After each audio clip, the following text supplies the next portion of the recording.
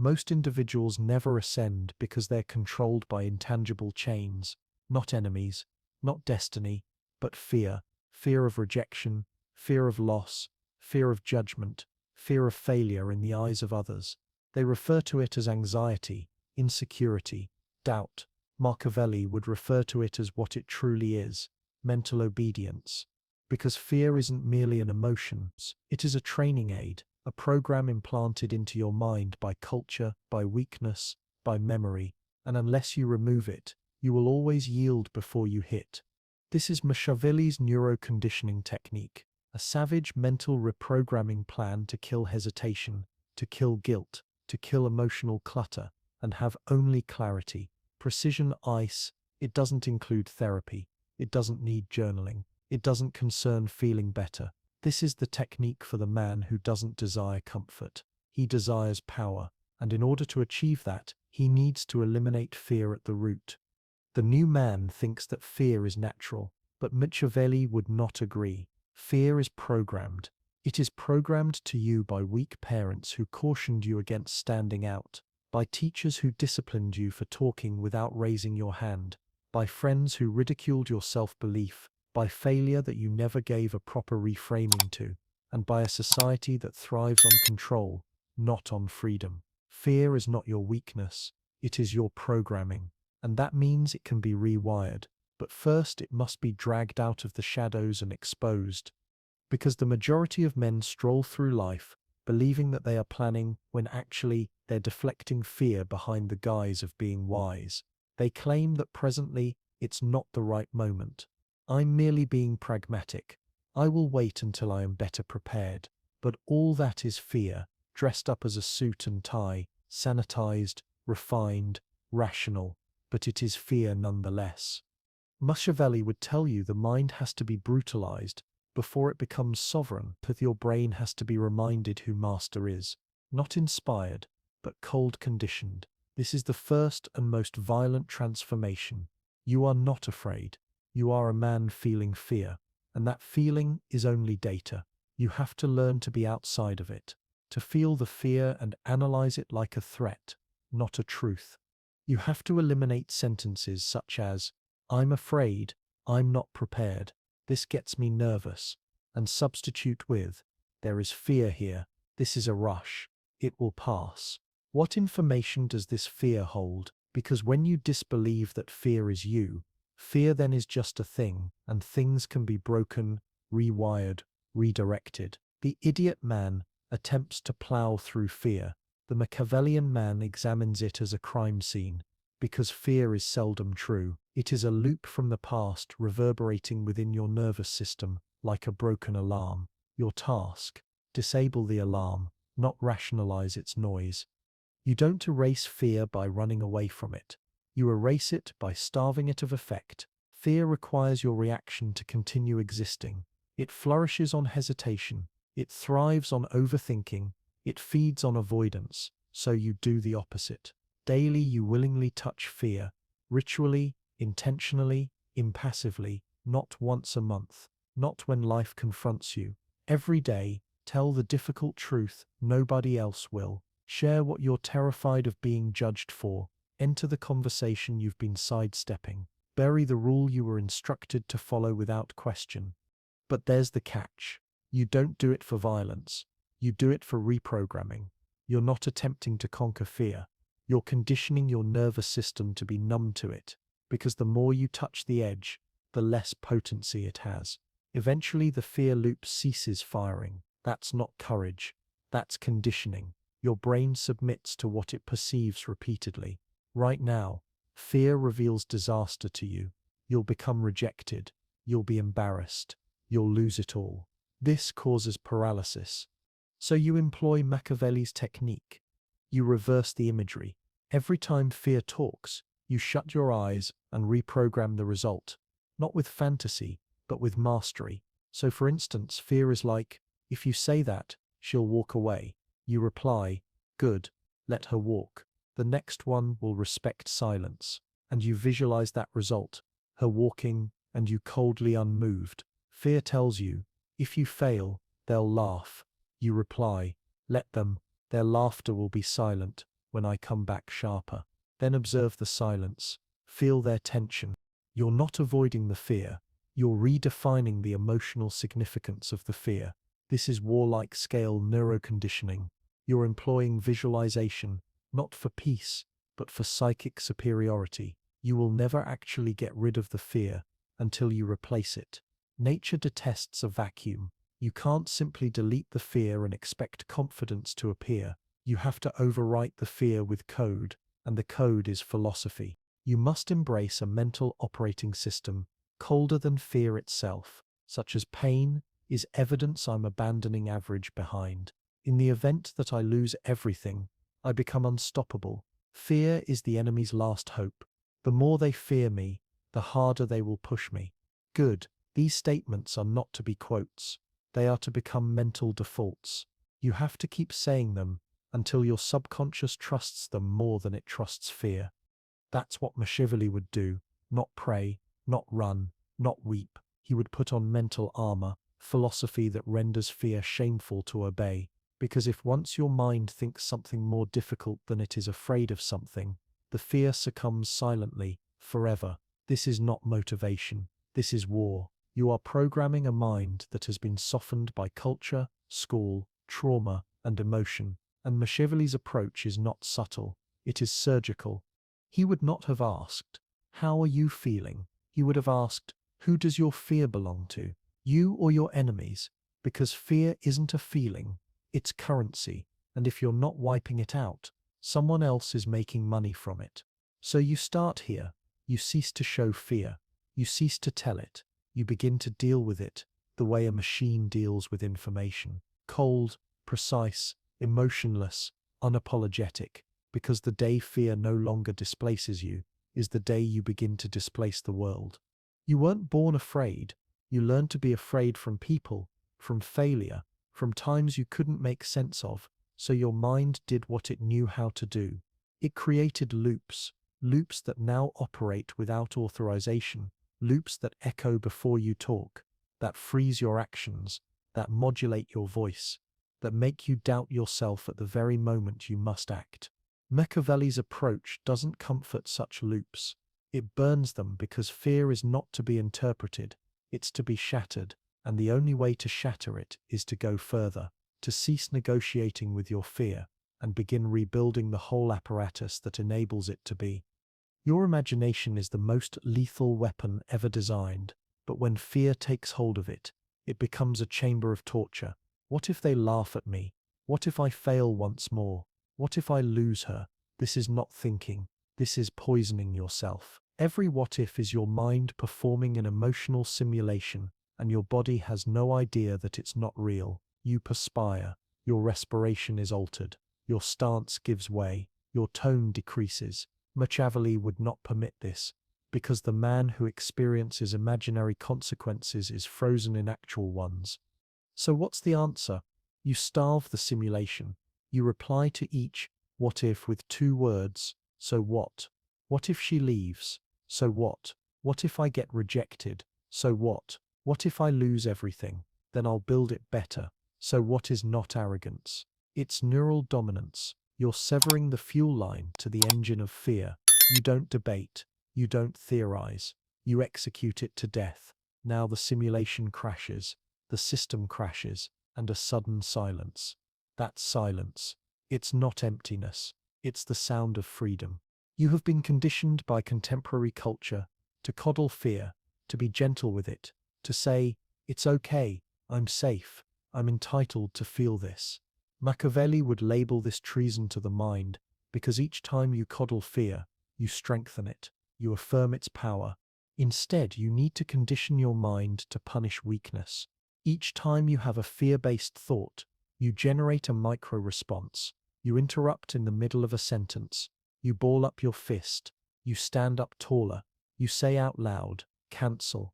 You shift to action right away. It is not violence. It is stopping the loop so vehemently that the mind gets that fear equals punishment, and before long that fear-based thought no longer surfaces at all. Why? Because the brain only regurgitates what it perceives as safe. And now, fear is no longer safe. It is punished, burned, erased. You have turned the reward system on its head.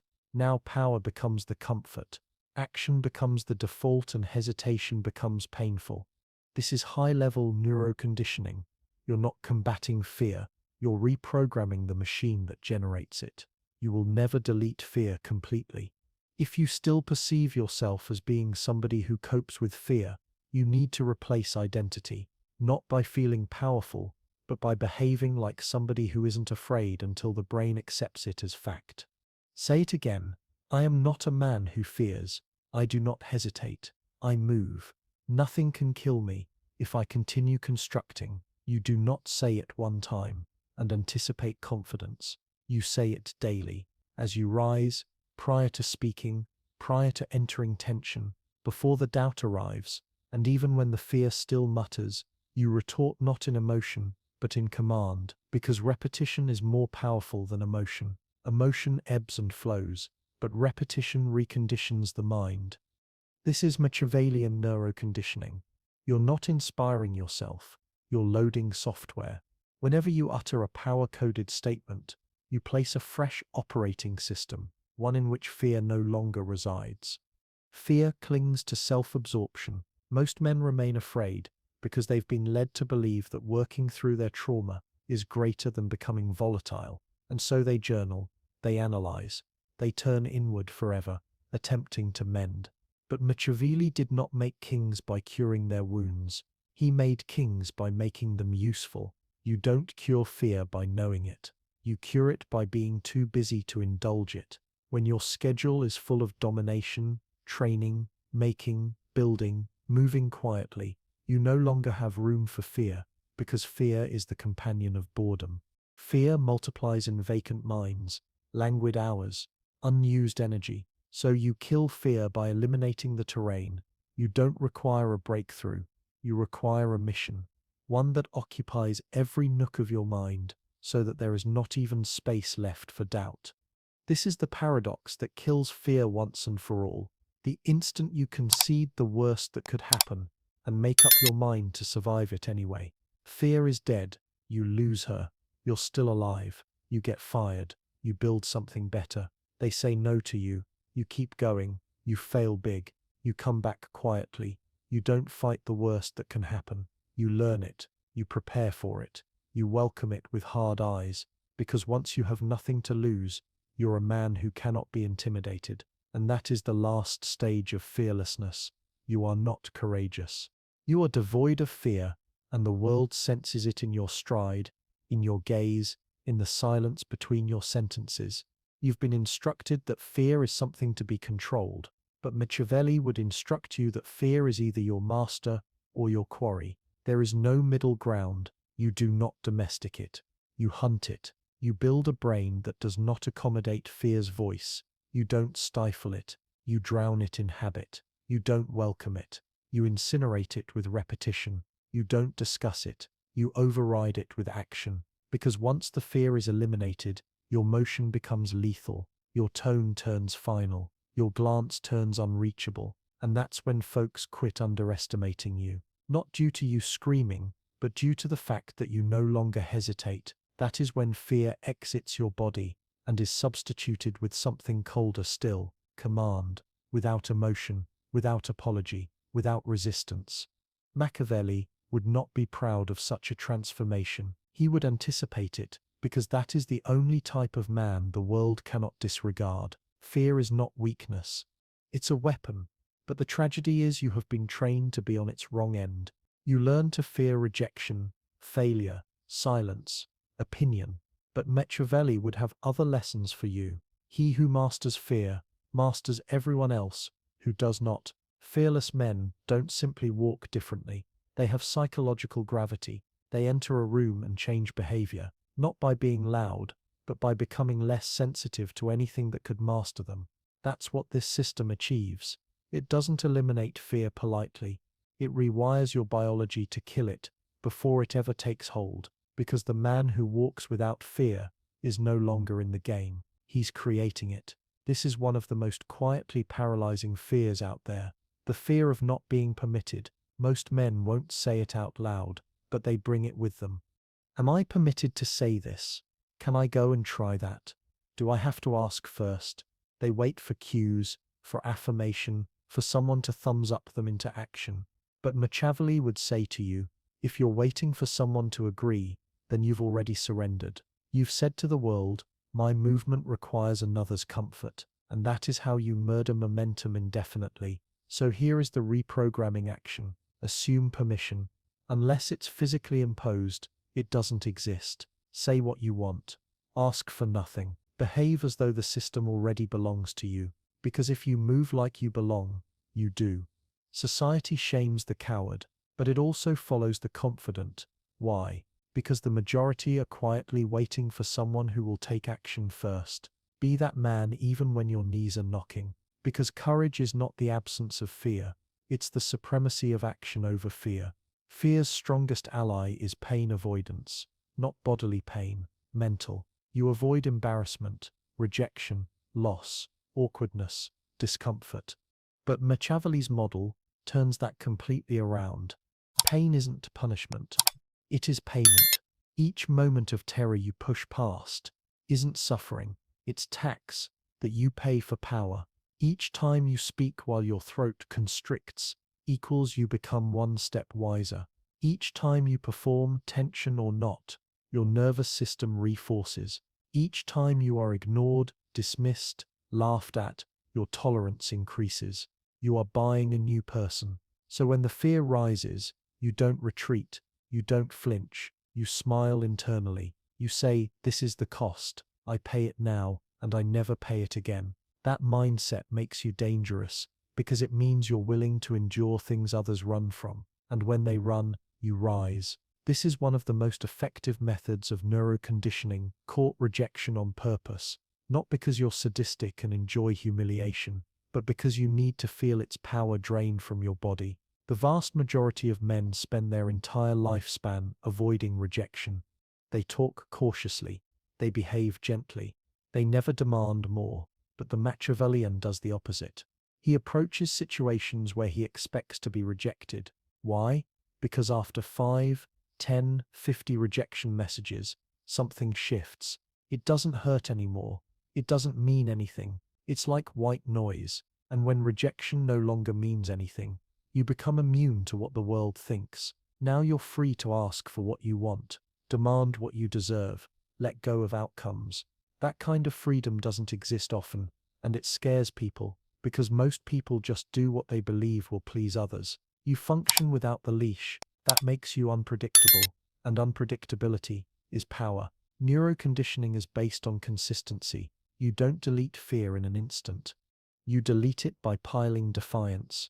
You create a streak. Day 1, you speak what you were too scared to say. Day 2, you act on what you've been afraid of for months. Day 3, you accept discomfort with cold, hard eyes. Day 4, you navigate rejection without commentary. Day 5, you sit in silence as others freak out. And then you realize something. You are someone different. Fear no longer dictates the rhythm. You do. You choose the pace. You choose the tone. You choose the outcome. This is not spiritual. This is not motivational. It is repetition equals rewiring. The brain follows what it does most. So your assignment is to be a person who is moving in spite of fear every single day. And before long the fear ceases to arise, because the brain has accepted this man no longer reacts to fear. He only reacts to purpose. Much fear arises from the delusion that you have something to lose. You're afraid because you've made your identity out of being liked, being safe, being good, being right. Machiavelli would refer to this as suicidal architecture. You've built your mind on quicksand, so when life poses threats to those identities, you freak out. The solution: build your identity on what can't be taken. Stuff like I always adjust, I go forward, regardless of what gets burned. I never plead, I substitute. I am the sort of fellow who does not yield to feeling. Even if you lose a deal, a partner, a reputation, your sense of self isn't lost, and that provides you with a tranquil advantage, because when nothing can be taken from you, nothing intimidates you. This is the last layer. Most individuals are addicted to fear adrenaline. They claim they despise it, but they desire it. They want to link fear with significance, with consequence, with high-stakes decision-making. But Machiavelli and I would counsel, learn to feel nothing whenever you feel fear. Not courage, not energy, not inspiration, nothing. The same way you'd feel brushing your teeth or pouring water in a glass. Fear should be mundane, because once fear is normalized, it loses its story. And if it loses its story, it loses its hold. Now, when other people blink, hesitate, overanalyze, you go, you talk, you do, not because you are brave, because you are neutral. You don't feel fearless, you feel nothing and move anyway. And that Machiavelli would declare is the last step. When fear is no longer an argument in your mind, it becomes ambient static, and your life becomes raw action, unshaken, unapologetic, unbreakable. Because fear didn't just exit your body, it ceased to identify with you as a host. You've now incinerated the bridges fear used to walk across. But there is one other truth Machiavelli would tell you before he leaves you to your new ability. You weren't scared of the world, you were scared of yourself. The you that doesn't blink, the you that isn't popular, the you that gets too much done, too quickly for their enjoyment. This fear, it isn't weakness, it's untrapped danger, held back years by polite apprehension. Now, it's time to unleash it. This is where most men become stuck in the new era. They think fear can be overcome by reflection. They reflect, they write in a journal, they examine their childhood, they wait for the ideal day to act. Machiavelli would laugh. He knew that reflection is only beneficial when it is used towards execution, but most use it as a stay of execution. They claim to be working on themselves, but actually, they're just too afraid to try themselves out. So that's the change. Forget examining yourself like a malfunctioning device. Begin employing yourself as a weapon. Each second wasted questioning why you're fearful is another moment you're not creating resistance against it. Do you desire confidence? Create a history of violence against hesitation. Don't coddle it. Don't stroke it. Hit it every time. Your mind will conform, because when fear no longer receives attention, it starves to death.